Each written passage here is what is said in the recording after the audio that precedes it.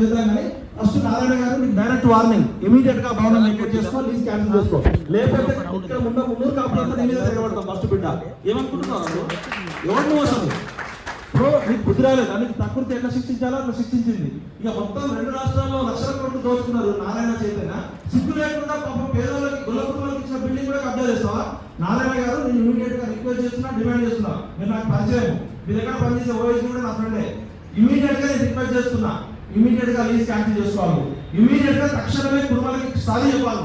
అది చెత్తనాడు కానీ నువ్వు వేల కోట్ల లక్షల కోట్ల ఆస్తులు ఉన్నాయి కదా, నువ్వు గుల్లపురుల బిల్డింగ్ ఎట్లా తీసుకుంటావు mister Narayana? How dare you? First Narayana గారు తప్పు. సెకండ్ ఇక్కడికి వచ్చిన వాళ్ళు ఇప్పుడు మా మిత్రులు ఇచ్చారు ఫోటోలు అక్కడే చూపించారు. ఎవరు దొంగలని అడిగితే ఈ 3 ఫోటోలు చూపించారు. ఎవరు దొంగ చెప్పాలి? నువ్వు చెప్పి ఎవరు దొంగ చెప్పి నిలబడి మన మాజీ ఎమ్మెల్సీ కుటుంబ సంఘం అధ్యక్షుడు మన వెంకమల్లేశ్వర గారు మొదటి ముద్దారు. అంతేకాకుండా వెంకమల్లేశ్వర మొదటి ముద్దారు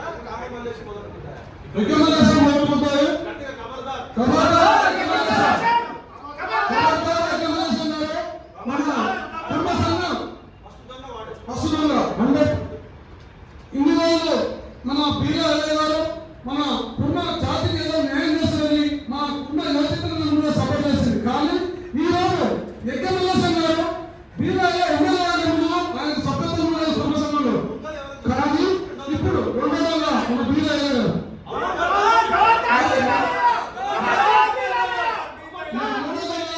మన పున్న సంఘానికి కాబోయే అధ్యక్షుడు చెప్పుకునే మన కేవలం మల్లేశ్ అన్నాడు.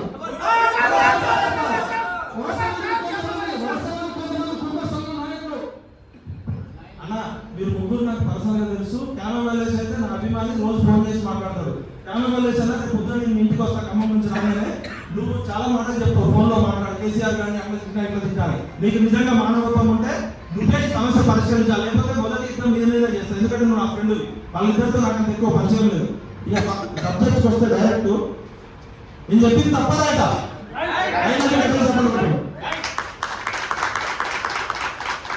యాక్చువల్గా ఇష్యూ మీద నాకు టైం లేకుంటే ఖమ్మం పోవాల్సి ఉంటే, మీ మీద ఉన్న ప్రేమ అభిమానం నా కృతజ్ఞ విమలాక పాషం కలిగిన మీ గతంలో కూడా మీకు సపోర్ట్ చేసినా, మీకు మాట ఇచ్చినాం. అప్పుడు కూడా ఇక్కడే మీటింగ్ జరుగుతుంటే అనుకోకుండా వచ్చినాం. ఇప్పుడు అసలు ఏం జరుగుతుంది అనేది ఒకసారి చూద్దాం. ఏది ఏమైనప్పటికీ అప్పటి బీఆర్ఎస్ ప్రభుత్వం ఒక నిర్దిష్ట బీసీ వర్గానికి అభివృద్ధి సంక్షేమం కోసం భూమిని కేటాయించింది. ఆ నిర్దిష్ట బీసీ నాయకులే దానిని నిర్దేశించిన ప్రయోజనం కోసం ఉపయోగించుకోవాలి. కానీ దేనికోసం అయితే ఆ బిల్డింగ్ కేటాయించారో దానికోసం వాడుతున్నారా, నారాయణ గారి కోసం వాడుతున్నారా? అంటే దాని పర్పస్ సాల్వ్ కావట్లేదు కదా. ఈ బీసీల డబ్బులు మన డబ్బులతోటి గవర్నమెంట్ ఇచ్చిన మన డబ్బులు 10 కోట్ల రూపాయలు మన డబ్బులు, మరి బీసీ మంత్రికి సోయలేదు, ఈ ఐఏకి సోయలేదు. పొన్నం ప్రభాకర్ అది ఇచ్చిన డబ్బులు 10 కోట్లు. పొన్నం ప్రభాకర్ మన డబ్బులు ఇచ్చి కుటుంబాల కోసం ఇస్తే దాన్ని ఎవరు చేస్తున్నాడు? అంటే ఎక్కమల్లేశ ఆస్తుల కోసం తెలంగాణ ప్రజలు 10 కోట్ల రూపాయలు 5 ఎకరాల విలువైన భూమి ఇచ్చినా, నారాయణ గారి కోసం ఇచ్చినా. కబర్దార్ చూసాను నారాయణ, కబర్దార్ ఆయన ఎక్కమల్లేశ్, కబర్దార్ పొన్నం ప్రభాకర్ గారు మీరు ఇమీడియట్ గా క్యాన్సిల్ చేయండి.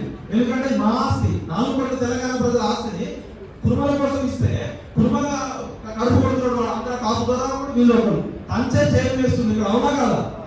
పేద ప్రజల కోసం మన కుల కుటుంబాల కోసం చేయాల్సిన ఈ ముగ్గురు వీళ్ళు బద్మాషుల బేవకూఫ్లా అయితే వీపు బలపడాలి, బేవకూఫ్లు అయితే సరి చేయాలి. భూముల మీదే భూపకాశం, భూమి ఇద్దరికి అప్పగించినా లేదా అమ్మినా దానివల్ల 4 లేదా 5 బీసీ నాయకులకు ప్రయోజనం జరగవచ్చు. కానీ దాన్ని కుల సమాజ అభివృద్ధికి వినియోగిస్తే వేలాది కుటుంబాలకు ఉపయోగపడుతుంది, లక్షలాది మంది విద్యార్థులకు ఉపయోగపడుతుంది. కాబట్టి ముఖ్యంగా బీసీ వర్గాల్లో విస్తృత ఆలోచన విధానం అవసరం, లేకపోతే బీసీలకు పాలించే అవకాశం ఎప్పటికీ లభించదు. అంతేకాకుండా ఇది బీసీల నైజం అని